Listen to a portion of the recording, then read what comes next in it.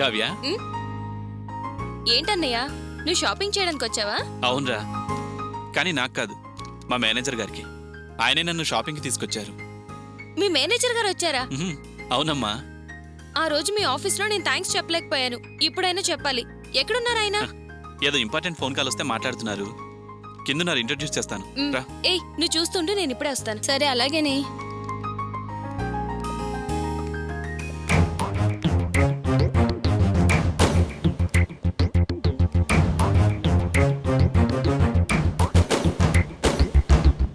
ఆయన బయట ఎక్కడో ఫోన్ కాల్ మాట్లాడుతూ ఉండుంటారు.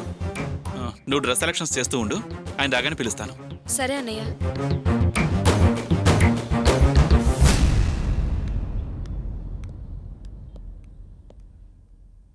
ఏయ్, సెలెక్ట్ చేశారా?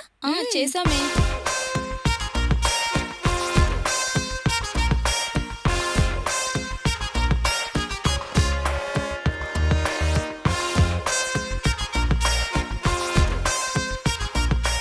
ఏం కావాలి సార్? ఫార్మల్ షర్ట్స్ చూపించండి.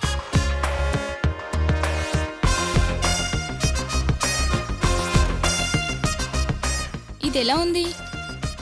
సూపరే, నీ సెలెక్షన్ డిఫరెంట్.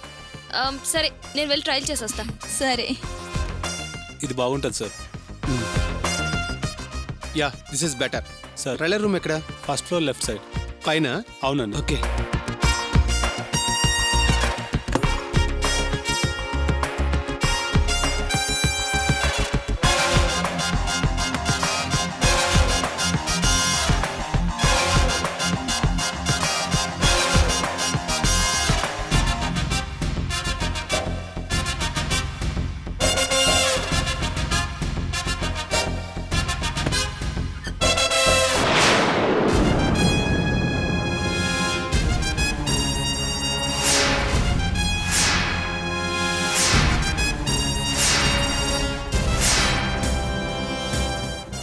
సారీ అండి, సారీ. ఏంటి సారీ? నీకు కాస్తైనా బుద్ధుందా? కొంచెమైనా మేనర్స్ ఉందా? నువ్వు ఒక పోకిరిగాడు అనుకున్నాను, కానీ ఇంత నీచమైన బిహేవియర్ ఉందనుకోలేదు. అసలు నువ్వు ఇంత రోగం అనుకోలేదు. హలో, లిమిట్స్ దాటి మాట్లాడకండి. మీరు డ్రెస్ చేంజ్కి వచ్చినప్పుడు డోర్ లాక్ చేసుకోవాలి. ఆ పని చేయకుండా నన్ను అంటారేంటి? నేను డోర్ లాకే చేశా, నువ్వే నేను రావడం చూసి డోర్ తీసుకుని వచ్చావు. మీరు లాక్ చేసి ఉంటే డోర్ ఎలా తెరుచుకుంటుంది? చేశారనుకుని లాక్ చేయలేదు. తప్పు మీరు చేసి రివర్స్లో నన్ను అంటారేంటి? మీ కేర్లెస్నెస్కి నేనా రెస్పాన్సిబిలిటీ? అవునవును, నువ్వు ఒక జెంటిల్మెన్వి. నేను తప్పుగా అర్థం చేసుకుని రివర్స్లో అంటున్నాను. కనిపించిన ప్రతి చోటు నన్ను టీస్ చేస్తూనే ఉన్నా. ఈ రోజు నిన్ను ఊరికే వదలను. పోలీసులు పిలిచి నీ అంత చూస్తాను.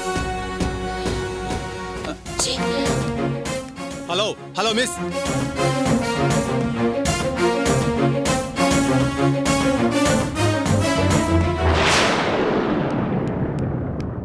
అన్నయ్య, ఏంటి కావ్య, బయలుదేరావా? మా మేనేజర్ ఇంకా కనిపించలేదు. ఫోన్ చేస్తేనేమో నాట్ రీచబుల్ అని వస్తోంది. మనం చూడాల్సిన మనిషి మనకు కనిపించకపోయినా నేను చూడకూడని మనిషి మాత్రం నాకు కనిపించాడు. ఆ ఈడియట్ నేను ఎక్కడికి వెళ్తే అక్కడికి ఫాలో అయ్యి ప్రాబ్లం క్రియేట్ చేస్తున్నాడు. ఎవడమ్మా వాడు నీకు ప్రాబ్లం క్రియేట్ చేస్తోంది? డీటెయిల్స్ తెలియవన్నయ్య. టిప్ టాప్ గా ఉంటాడు. గుడి, రెస్టారెంట్, పబ్లిక్ ప్లేస్, ఇలా అన్ని చోట్ల టీస్ చేస్తున్నాడు. ఇందాకేమో నేను ట్రయల్ రూమ్ లో డ్రెస్ చేంజ్ చేసుకుంటుంటే లోనికి వచ్చేసాడు. పదమ్మా, వాడెవడో చూపించు, వాడు అంతూ తెలుస్తా. పద. ఎవడమ్మా, ఎక్కడున్నాడు? రా అన్నయ్య.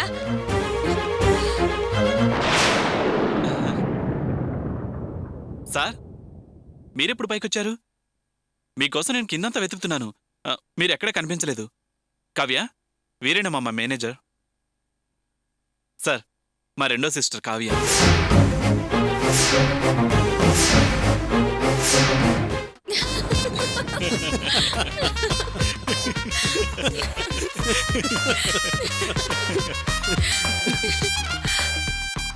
నా లైఫ్లో ఇలాంటి ఇన్సిడెంట్ జరుగుతుందని నేను ఎప్పుడూ ఊహించలేదు. Really a wonderful experience. నాకు సేమ్ ఫీలింగ్ సార్. యాక్చువల్గా మా అన్నయ్య మీ గురించి చెప్పినప్పుడు వెరీ గుడ్ జెంటిల్మెన్ అని ఫీల్ అయ్యా. మీరెవరో తెలియక మీరు ఎదురుపడ్డప్పుడల్లా తప్పుగా అనుకుని గొడవ పడ్డాను. ఇప్పుడు అవన్నీ తలుచుకుంటుంటే చాలా బాధేస్తుంది sir. I'm extremely sorry sir. No no no, దేనికండి సారీ? యాక్చువల్గా నేను సారీ అడగాలి. మా కంపెనీ మార్కెటింగ్ ఎంతగా డెవలప్ అవడానికి మంచి ఐడియా ఇచ్చిన మిమ్మల్ని చాలా చాలా మాట్లాడినాను. మీరెవరో తెలుసుకోకుండా బిహేవ్ చేశాను. చాలాసార్లు మిమ్మల్ని కలవాలని ట్రై చేశాను, కానీ కలవలేకపోయాను. మీరు వినోద్ సిస్టర్ అని తెలియక చాలాసార్లు స్టూపిడ్గా మీతో ఘర్షణకు దిగాను. మీరు సో అని తెలిస్తే మన మధ్య ప్రవర్తన మరోలా ఉండేది. ఇక అవన్నీ మర్చిపోండి సార్. అవన్నీ తలుచుకుంటూ ఇలా మీరు ఒకరికొకరు సారీలు చెప్పుకుంటూ కూర్చుంటేలా? ఇద్దరు మంచివాళ్లే కాకపోతే మీరు కలిసినప్పుడల్లా జరిగిన కోయిన్సిడెన్స్ ఒకరినొకరు అపార్థం చేసుకునేలా చేశాయి. ఈరోజు నేను ఉండబట్టి మీరు ఒకరికొకరు పరిచయం అయ్యారు, అర్థం చేసుకునే అవకాశం వచ్చింది. లేకపోతే మళ్ళీ గొడవ పడేవాళ్ళేమో. ఆ రోజు మీరు మా ఇంటికి వచ్చినప్పుడు మిమ్మల్ని చూడలేకపోయాను. ఆ తర్వాత మీరు మళ్ళీ మా ఇంటికి రాలేదు. ఓసారి మీరు మా ఇంటికి రావాలి సార్. తప్పకుండా వస్తాను. ఎప్పుడు ఇన్వైట్ చేసినా ఇలానే అంటారు, కానీ రారు. ఆ రోజు ఇంటికొచ్చి కనీసం కాఫీ కూడా తాకుండా వెళ్ళిపోయారు. మా అమ్మ చాలా ఫీల్ అయ్యారు. ఈసారి మా ఇంటికొచ్చి భోజనం చేసి మరీ వెళ్ళాలి సార్. అలాగే వినోద్, తప్పకుండా వస్తాను, భోంచేస్తాను, సరేనా? Thank you sir. సార్, ఈసారి మీరు వస్తారని రాకపోతే మేము చాలా హర్ట్ అవుతాం. మీకోసం మేము అంతా వెయిట్ చేస్తుంటాం. మీరు తప్పకుండా రావాలి సార్, మిస్ చేయకూడదు. కావ్య, నన్ను చూస్తుంటే మీకేమనిపిస్తుంది?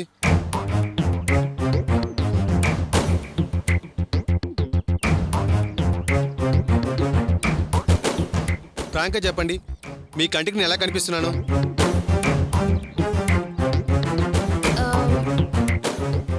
ఫ్రాంక్గా చెప్పాలంటే స్మార్ట్గాను హ్యాండ్సమ్గాను ఉన్నారు. మరైతే నేనేం తప్పు చేశానని, జరిగిందంతా మర్చిపోండని మీ అన్నయ్య చెప్పాక కూడా సార్ సార్ అంటూ సెపరేట్ చేసి మాట్లాడుతున్నారు. దయచేసి ఇక్కడి నుంచి సార్ అనే పదం వదిలేసి just call me as Dilip.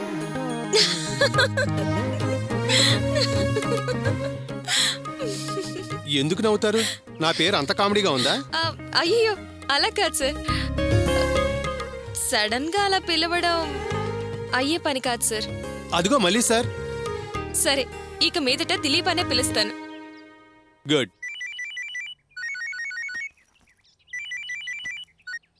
Hello hello, సారీనే, నేను 2 minutesలో వచ్చేస్తాను. అన్నయ్య, మా ఫ్రెండ్స్ నా కోసం ఎదురు చూస్తున్నారు, నేను వెళ్ళాలి. తినేసెలవే.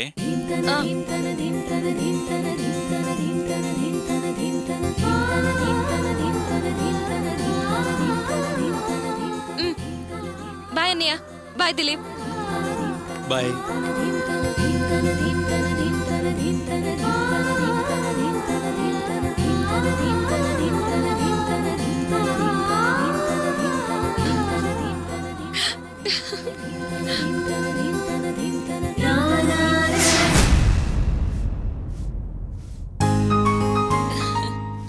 పిన్ని, భాగ్యం పిన్ని. రామ్మా కవితారా. ఏంటమ్మా అది? ఇది పుల్ల మామిడికాయ పచ్చడి పిన్ని. అర్చనకిద్దామని తీసుకొచ్చాను. నెల తప్పిన మనిషి నాలుక నానా రుచులు కోరుకుంటుందంటారు కదా. పైగా పులుపంటే చాలా ఇష్టపడతారని తీసుకొచ్చాను పిన్ని. దీన్ని ఓ ముక్క నోట్లో వేసుకుంటే ఆహా, ఇంకా ఆ రుచి చెప్పక్కర్లేదు పిన్ని. అవును పిన్ని, అర్చన అక్కడుంది. లోపలుందమ్మా, వెళ్ళు. సరే పిన్ని. అర్చన, అర్చన, ఓ పడుకున్నావా? సర్లే, నేను తర్వాత వస్తాలే. అయ్యో అక్క, ఏం తోచక ఊరికే అలా పడుకున్నాను. పైగా అత్తయ్య నన్నే పని చేయనీయడం లేదు, అందుకే అలా పడుకున్నాను. రా కూర్చో అక్క.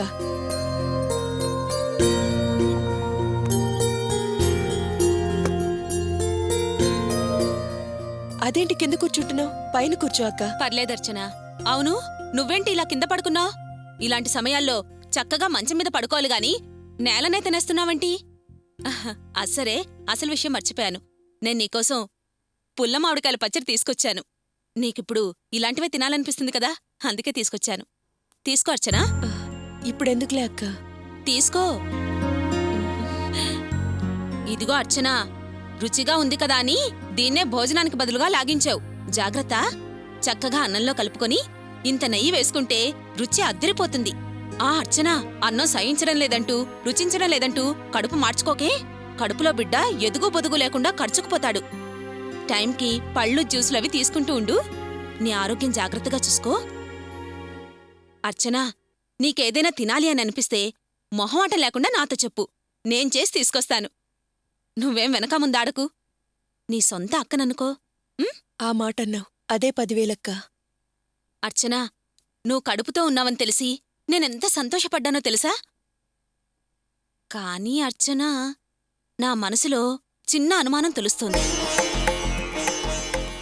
తీరా అడిగిన తర్వాత ఇదేంటబ్బా ఇలా అడిగింది అని మాత్రం అనుకోకే. అలాంటిదేం లేదు, అడుగక్క. అది నువ్వు నువ్వు నిజంగానే కడుపుతో ఉన్నావా లేక ఏదైనా డ్రామా ఆడుతున్నావా అని. ఆ అనుమానం నీకెందుకొచ్చింది? అది నువ్వు చెప్పిందాన్ని బట్టే. ఆ రోజు నువ్వేమన్నావు? నీకు గోపికి మధ్య అలాంటిదేం లేదన్నావు కదా. అన్నానక్క. ఆ రోజు మా మధ్య ఉన్న పరిస్థితుల్ని బట్టి అలా అన్నాను. కాని ఆ పరిస్థితే ఎల్లకాలం ఉంటుందా? ఇష్టమో కాదో భార్యాభర్తలు అయిపోయాం కదా. ఈ జీవితం ఇంకా ఆయనతో గడపాల్సిందేగా. కలిసి ఒకే ఇంట్లో ఉంటూ ఎంతకాలం అని ఎడమొహం పెడమొహం పెట్టుకుని ఉంటాను చెప్పు. అందుకే నా మనసు మార్చుకున్నాను. అంతే, ఇద్దరం కలిసి హాయిగా జీవితాన్ని గడిపేస్తున్నాం. చాలా సంతోషం అర్చన. ఆ రోజు మీ ఇద్దరి మధ్య దూరం ఉందని తెలిసి నేను చాలా బాధపడ్డాను. మొత్తానికి ఆ భగవంతుడు నీ మనసు మార్చాడు. మీరిద్దరూ సంతోషంగా కాపురం చేసుకుంటున్నారు. నాకంతకంటే కావాల్సిందేముంది? అది సరేగాని నువ్వు కడుపుతో ఉండడం నిజమేగా? ఇప్పుడే కదక్క సమాధానం చెప్పాను, మళ్ళీ అలా అడుగుతావే? అడిగానా? మతిమరుపు ఎక్కువైపోతుంది అర్చన. ఏదైతేనే నీ కడుపున ఓ కాయ కాయబోతోంది. అది 2 కుటుంబాల్ని చక్కగా కలిపింది. రెండిళ్లలోనూ ఆనందం తొంగి చూసింది. అందరూ హ్యాపీగా ఉన్నారు. ఒకవేళ నువ్వేదైనా అనుకొని అబద్ధం ఆడావనుకో, ఆ తర్వాత చాలా పెద్ద సమస్య ఈ ఆనందాన్ని ఎక్కడ దూరం చేస్తుందోనని నా భయం. అందుకే అర్చన అలా అడిగాను. నువ్వే అపార్థం చేసుకోకే. అక్క, నిజంగానే నేను కడుపుతో ఉన్నానని డాక్టర్ కూడా కన్ఫర్మ్ చేసి చెప్పారు. మంచిదర్చన. ఆరోగ్యం జాగ్రత్తగా చూసుకో. మందులవి టైం ప్రకారం వాడు. అశ్రద్ధ చేయకే. ఈ 3 నెలల్లో నీకు వీలైనంత విశ్రాంతి తీసుకో. గోపికి కాస్త దూరంగా ఉండు. సరే అర్చన, నేను బయలుదేరతాను. సరే అక్క.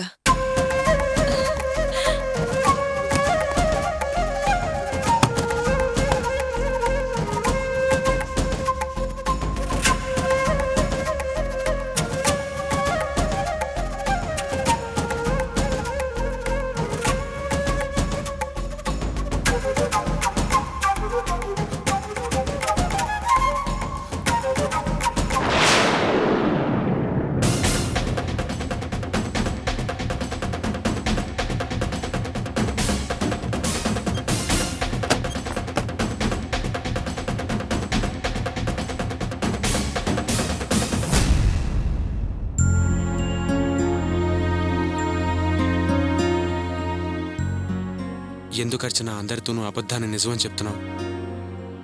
ఇప్పుడు కవితకంత డీటెయిల్డ్గా చెప్పాల్సిన అవసరం ఏమొచ్చింది? మీరు మాట్లాడుకున్నదంతా నేను విన్నాను. కవితకి చెప్పకూడని విషయాలు కూడా పోసుకొచ్చినట్టుగా చెప్పావు. అబద్ధాన్ని అంత వివరంగా చెప్పిందానివి అసలు నిజాన్ని, మన మధ్యున్న దూరాన్ని నిర్భయంగా చెప్పచ్చుగా. ఎందుకు దాచావు? కారణం లేకుండా అర్చనేది మాట్లాడదు. నువ్వు ముందు అది తెలుసుకో. మీ అమ్మ స్థలం కొనాలని, నన్ను నగల విషయంలో వేధిస్తున్నారని మా ఇంట్లో చెప్పింది ఈ కవితే. అలా చెప్పడం వల్ల 2 కుటుంబాల మధ్య చిచ్చు రేగింది. ఇప్పుడు నేను గర్భవతిని కాను అనే విషయం ఆవిడ చెవిన పడితే నోరు చాటంత చేసి వెళ్ళి మా అమ్మ దగ్గర వాగుతుంది. అది విని ఇప్పుడు కాస్త సంతోషంగా ఉన్న మా అమ్మ మళ్ళీ మొదటికొస్తుంది. అది నాకిష్టం లేదు. అందుకే నేను అలా చెప్పానా తప్ప?